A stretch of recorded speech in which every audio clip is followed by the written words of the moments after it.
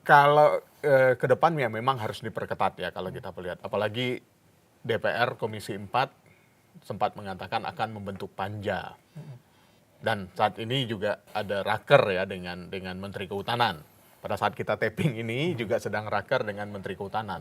Tadi sempat saya lihat sekilas, wah agak dibombardir juga nih pertanyaan-pertanyaan yang akan ditujukan ke Menteri Kehutanan terkait izin. Kalau ke depannya tadi udah disampaikan Mas Joni, mungkin Mas Sunu ada pandangan lain. Apa sebenarnya yang harus kita waspadai? Kalau menurut saya selama masih diinvestigasi, diaudit, perlu juga dilakukan langkah moratorium ya Bang ya, tentang perizinan hutan ini. Ini supaya jangan sampai bencana ini terulang gitu menurut saya. Karena ujung-ujungnya yang akan menderita itu rakyat kecil. Bukan cukong-cukong kayu-kayu besar itu, bukan. Kan yang menderita kalau bencana ini kan rakyat kecil gitu ya. Ya, Jadi betul. yang baiknya kita moratorium dulu izin-izin soal kayu-kayu ini dan kita audit, kita investigasi siapa yang melakukan illegal logging, ya penegakan hukum, karena Pak Prabowo juga sangat tegas dengan dan intent terkait pengelolaan hutan dan kekayaan alam ini. Saya kira perlu seperti itu. Dan untuk pihak-pihak yang harus bertanggung jawab terkait illegal logging itu harus ya hukum harus ditegakkan setegak-tegaknya gitu ya. Apalagi Presiden Prabowo juga mengatakan telah mengantongi korporasi, nama-nama yang diduga. Ini kelanjutannya sebaiknya gimana nih? Hukum juga harus tegak ke atas juga ya. Artinya kalau memang dari beberapa ratusan perusahaan ini yang dianggap terlibat, kemudian ada satu perusahaan yang berafiliasi atau punyanya pejabat yang masih menjabat gitu, ya harusnya ditindak juga. Harus ditindak juga jangan ya. sampai ada anggapan bahwa oh itu punya bapak itu, nggak ditindak. Ini punya si ini gitu. Jadi harus adil lah. Harus adil.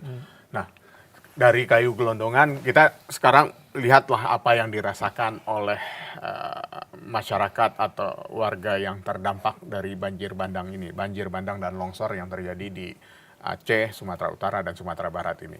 Ini kan fakta lain yang tadi kita sudah sajikan, ditemukannya kayu gelondongan. Namun ada fakta yang juga cukup menarik, yang juga ramai diperbincangkan oleh netizen, oleh masyarakat. Tidak adanya juru bicara ketika bencana ini datang. Ini saya juga sedikit agak gimana ya, kok netizen manggil-manggil 3 nama, dan 3-tiganya juga ya sudah almarhum gitu loh. Kalau abang-abangku melihatnya dari perspektif kita sebagai media, dari sosok 3 orang ini menyampaikan informasi, sama nggak sih dengan pejabat-pejabat yang ada sekarang, sehingga sampai akhirnya dihujat netizen? Iya. Iya. Saya pikir berkaca dari peristiwa bencana nasional COVID ya Bang, itu kan ada juga juru bicaranya. Mungkin netizen atau masyarakat menginginkan juru bicara satu pintu yang memberikan informasi secara jelas, secara akurat, secara terpercaya kepada masyarakat. Jadi jangan yang terjadi sekarang ini kan agak terjadi bias gitu Bang. Jadi pejabat satu ngomong apa, pejabat B ngomong apa, kemudian tidak sinkron. Jadi mungkin jika ada juru bicara itu bisa si juru bicara itu yang memberikan statement kepada masyarakat luas. Dan yang terpenting sih daripada terbentuknya juru bicara atau ada sosok juru bicara, pemerintah harus segera turun langsung memberikan bantuan, kemudian memperbaiki sarana prasarana di lokasi bencana 3 provinsi tersebut Bang. 3 provinsi tersebut. Kemudian pejabat BNPB yang kemarin viral itu kan akhirnya minta maaf ya, karena dia mengatakan ternyata mencekamnya di media sosial. Nah itu ke depan itu nggak boleh lagi tuh. Nah itu dia yang kayaknya perlu kita perbaiki. Jangan sampai begitu bencana besar melanda, seolah-olah negara kita hadir tanpa juru bicara. Kan itu yang kita agak sedikit miris melihatnya. Ya sebut sajalah, mungkin kita nggak perlu nyebut namanya, kita sebut aja Kepala BNPB Letjen Suharyanto. Maaf, itu kita nyebut nama ternyata bukan inisial ya. Ya itu sebaiknya jangan terulang kembali. Karena bagaimanapun kita dalam membangun komunikasi di dalam bencana itu kan harus dengan rasa empati. Kan? Nah, kalau saya melihat ya, mungkin nggak tahu kalau dari Mas Unu, Mas Yoni atau Abang Bongku ini ada yang agak berbeda. Pada saat juru bicara ya kita sebutlah Pak Sutopo. Kemudian juga almarhum. Kemudian juga ada Kepala BNPB Doni Modarto, juga almarhum. Kemudian juga pada saat Covid ada Pak Ahmad Yuryanto gitu. Kan selalu memaparkan data-data berapa korban meninggal, luka atau yang terdampak mengungsi. Nah, ada beberapa kali saya membuat berita untuk kita tayangkan di Sindonews TV itu. Di awalnya jam 4 saya melihat data di data geoportalnya BNPB, jumlah korban yang meninggal itu jumlahnya sekian. Saya asumsikan pada saat itu saya lupa angkanya pastinya ya. Kalau nggak salah sekitar 745. Itu jam 4. 745. Saya ketiklah di naskah. Begitu mau tayang jam 4:30 dan saya update kemudian di 4:30 data masih sama, belum diperbarui. Kemudian materi tersebut kita kita sampaikan ke masyarakat, ke pemirsa kita di Sindonews. Saya cek lagi, bukannya bertambah, tapi malah berkurang. Ini yang menurut saya menjadi keanehan dalam menyampaikan data, terutama untuk korban meninggal. Yang jadi pertanyaan kan, begitu saya mau mengedit naskah, ini hidup lagi korbannya atau gimana gitu. Ini perlu nggak sih diperbaiki seperti itu? Saya ingat, ini jadi panjang nih, jadi pertanyaan saya. Saya ingat pada saat eranya Pak Sutopo dulu. Selalu memberikan data, jumlah korban meninggal tuh angkanya naik. Jumlahnya naik. Atau kalau sudah tidak ditemukan lagi korban meninggal, cukup sampai di situ. Jadi nggak ada yang angkanya jumlah korbannya turun gitu.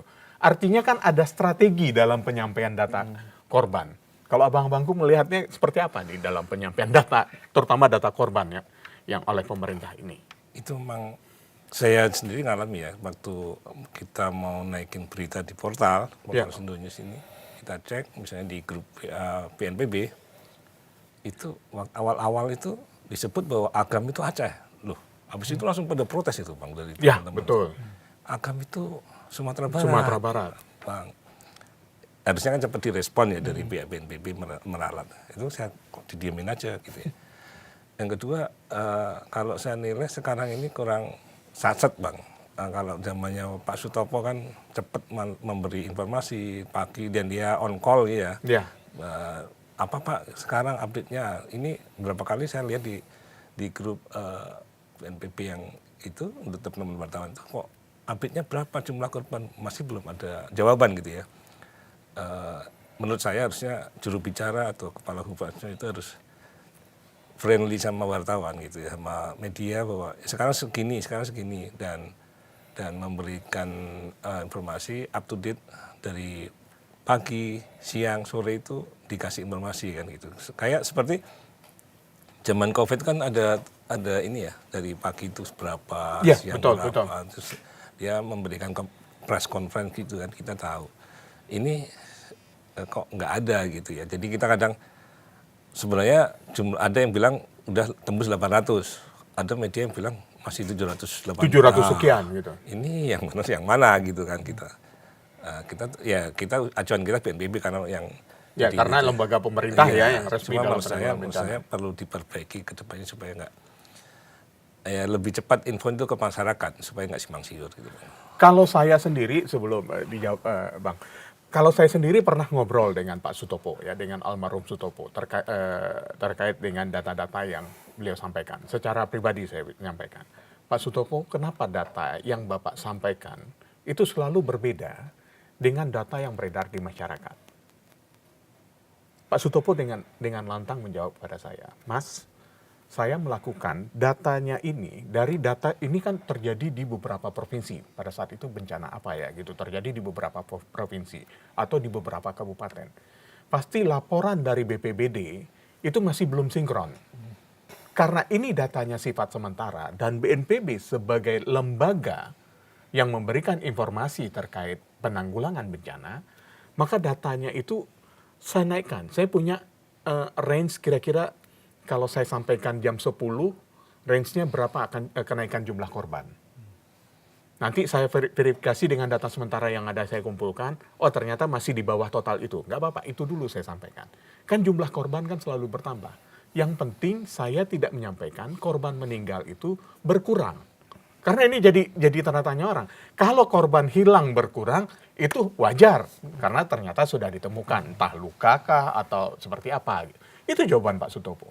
Sampai saya bilang, sampai begininya Pak Sutopo dalam mengolah narasi untuk disampaikan ke publik gitu. Mungkin itu yang perlu diperbaiki ke depan atau gimana? Ya. Itu pasti perlu diperbaiki ya. Kemudian yang paling penting juga mengenai distribusi bantuan logistik kepada masyarakat. Nah, itu dia. Jangan ada politisasi di masyarakat. Bahwa kemarin kan sempat ada tuh beredar bahwa yang mau menerima bantuan ini harus warga miskin. Padahal kan yang ya, semua korban bencana. Korban, iya, jangan ada lagi oh ini yang pemilih ini nggak bisa di kotak-kotakan oleh pejabat daerahnya, entah RT atau RW. Mungkin ada kalau terkait distribusi mungkin, Mas. Ya, kalau soal distribusi sekarang ini kan ada beberapa akses di kampung atau di desa yang sudah bisa dilintasi. Nah, bagi yang bisa dilintasi atau dilalui oleh kendaraan di jalur darat itu disegerakan, dikirim di pasokan bantuan karena sudah mau seminggu ini Bang. Jadi mereka mungkin kan ada yang kelaparan terus belum lagi terkena penyakit. Kemudian bagi yang masih terputus aksesnya itu disegerakan juga melalui jalur udara atau bisa juga melalui jalur Tapi jalur udaranya jangan dilempar juga. itu yang sedang dievaluasi Bang oleh TNI dan pihak Polri ya. Sampai nyampe di bawah, saya begitu melihat, saya lupa yang sampai bupatinya juga minta maaf di Tapanuli Utara kalau saya tidak salah, sampai karung berasnya pecah. Iya. Pengungsi itu sampai harus mengumpulkan beras. Waduh, miris sekali ngelihatnya. Belum lagi bantuan-bantuan yang kita lihat yang ada di Aceh. Gitu.